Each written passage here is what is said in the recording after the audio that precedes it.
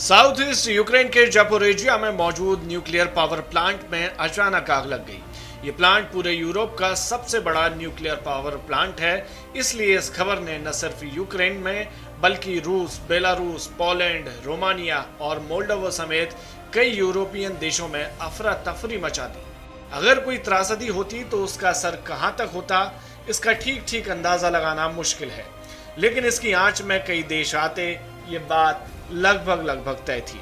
अब यूक्रेन रूस पर आरोप लगा रहा है कि रूस ने जानबूझकर न्यूक्लियर पावर प्लांट को निशाना बनाया ताकि हमले की जरूरत भी न पड़े और न्यूक्लियर हादसा भी हो जाए।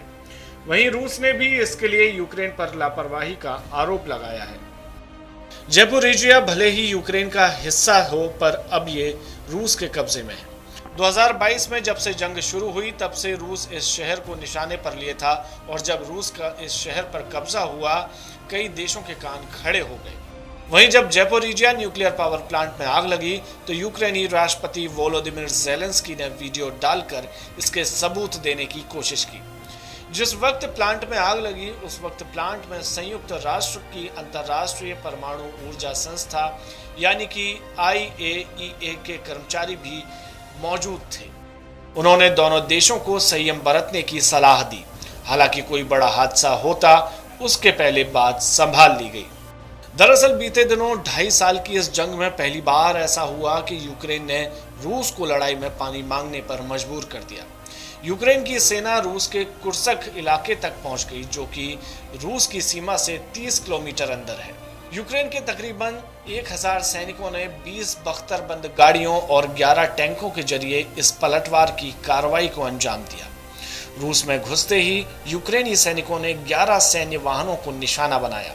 इसके अलावा यूक्रेन ने रूस की एयरफील्ड को निशाना बनाया, जहां से रूसी एयरफोर्स के फाइटर जेट यूक्रेन के लिए उड़ान भरते थे।